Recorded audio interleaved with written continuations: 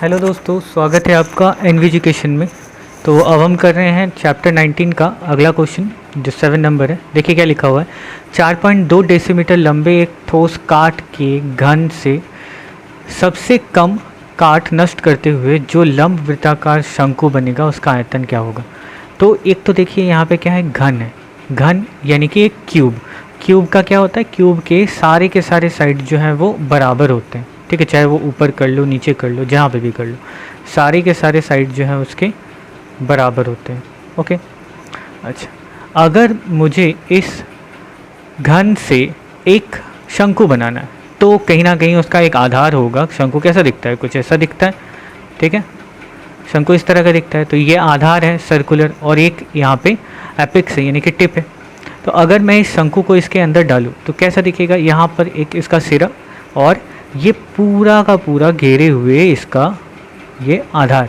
ठीक है, तभी जा कर के कम से कम चीज़ें इसमें वेस्ट होंगी। अगर मैं पूरा ये आधार इस्तेमाल कर लूँ, चलिए मैं इस घन का जो आधार है, बेस है, उसको मैं यहाँ पे बनाता हूँ। ठीक है, अब क्योंकि शंकु का जो बेस है वो एक वृत्त होता है, तो अगर ये वृत्त पूरा का पूरा ये घेर ले, ठीक है, तब जा कर के कम से कम वेस्ट होगा।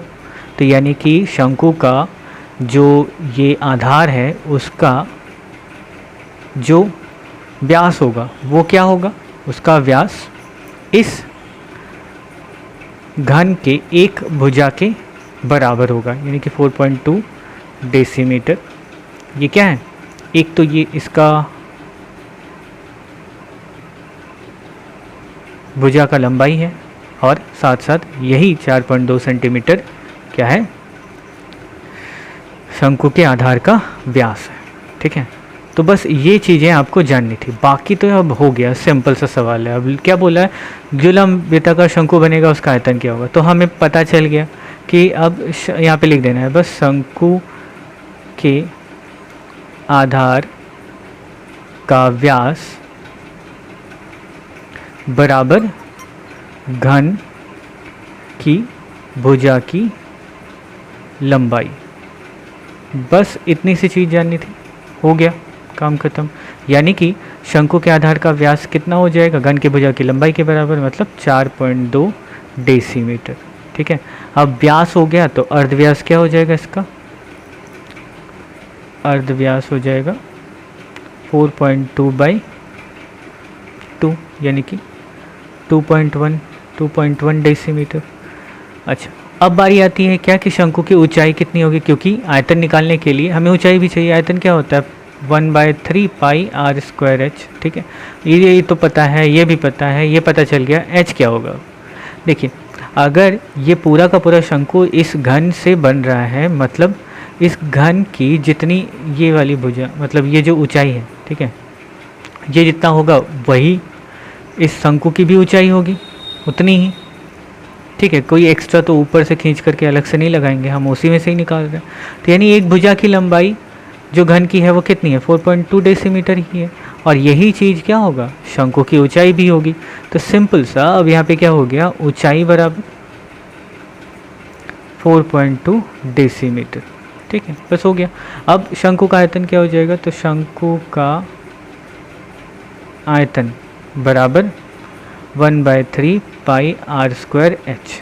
ठीक है, यानी 1/3 इंटू 22/7 इंटू r स्क्वायर, यानी कि 2.1 इंटू 2.1 इंटू 4.2। बस अब इसको सॉल्व करके जो आता है उतना घन डेसीमीटर हमारा आंसर होगा। ठीक है, तो चलिए सॉल्व करते हैं। यहाँ पे ये गया, ये पॉइंट गया यहाँ पे 10, ये पॉइंट गया यहाँ पर भी 10। चलो, तो 7 या 21 और ये 21 पूरा कट गया। ऐसे भी काट सकते हैं, 7 या 21, 3 कट गया। चलो बस हो गया। अब यहाँ पे क्या करना है, हमको मल्टीप्लाई करना है। ओके, 10 10 10, नीचे क्या हो गया 1000।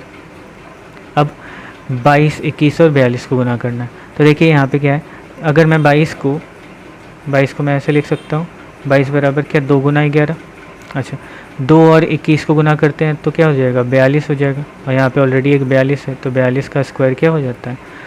अच्छा, यहाँ पे सिंपल सा गुना करते हैं, क्या करते हैं, 42 इंटू 42, तो 2 दूनी 4, ये गुना हो गया, 4 दूनी 8 और 4 दूनी 8 क्रॉस मल्टीप्लाई करें, ठीक है। 4 दूनी 8 और 8, 8 8 16, 16 का 6, बाकी बचा 1 और 4 चौक 16 और 1 17, ठीक है। ये हो गया पूरा और बचा कितना, 11 से गुना करना है।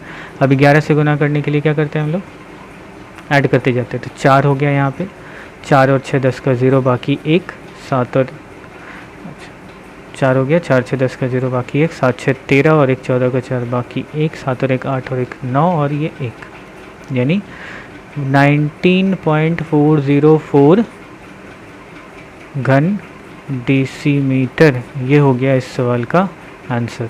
ओके, चलिए अब देखते हैं अगला सवाल क्या है कि एक ठोस गोलक और एक ठोस लंब वृत्ताकार बेलन के अर्धव्यास समान है तथा उनका आयतन भी समान है, तो बेलन का अर्धव्यास और ऊंचाई का अनुपात क्या हो जाएगा। ठीक है, सिंपल सा कि एक ठोस गोलक और ठोस लंब वृत्ताकार बेलन का अर्धव्यास समान है, तो मान लिया कि माना जो अर्धव्यास है, अर्धव्यास r है, ठीक है। तो गोलक का आयतन भी बोला है समान है, तो गोलक का आयतन क्या होता है, तो गोलक का आयतन क्या होता है, 4/3 पाई r क्यूब। ये हो गया इतना घन, अब कुछ बोला नहीं तो इकाई, ठीक है। अच्छा, और क्या है, और वृत्ताकार बेलन का भी आयतन जो है समान है, तो बेलन के लिए क्या चाहिए, ऊंचाई चाहिए। तो हम यहाँ पे मान लेते हैं कि यहाँ पे फिर से माना बेलन की ऊंचाई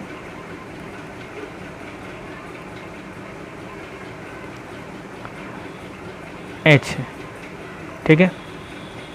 तो बेलन का आयतन क्या हो जाएगा, तो यहाँ से बेलन का आयतन बराबर 1/3 पाई r²h, ठीक है। ओके, अब हमसे क्या पूछा है कि बेलन का अर्धव्यास और ऊंचाई का अनुपात क्या होगा। यहाँ पे क्या बोल दिया, आयतन दोनों के समान है, तो ये दोनों हमने आयतन निकाल लिया, ये आयतन है, यहाँ पे भी घन इकाई, एक ये आयतन है और एक ये आयतन है, तो प्रश्नानुसार ये दोनों के दोनों बराबर है।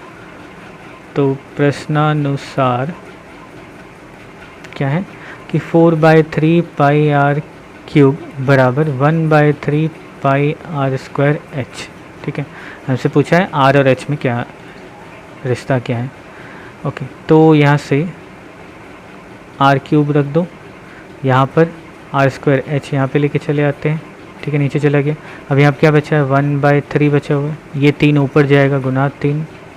अच्छा, ऊपर यहाँ पे पाई भी है, और ये 4 जो है वो नीचे आएगा, और ये पाई जो है वो नीचे आ जाएगा, ठीक है। तो यहाँ पाई और पाई कट गया, 3 और 4 कट गया, यहाँ पे 2 r है, यहाँ पे 3 r है, बचा 1 r, तो क्या हो जाएगा r/h बराबर 1/4, ठीक है। यही पूछा है ना, अर्धव्यास और ऊंचाई का अनुपात, तो बस हो गया r/h बराबर 1/4, ठीक है, बस ख़त्म।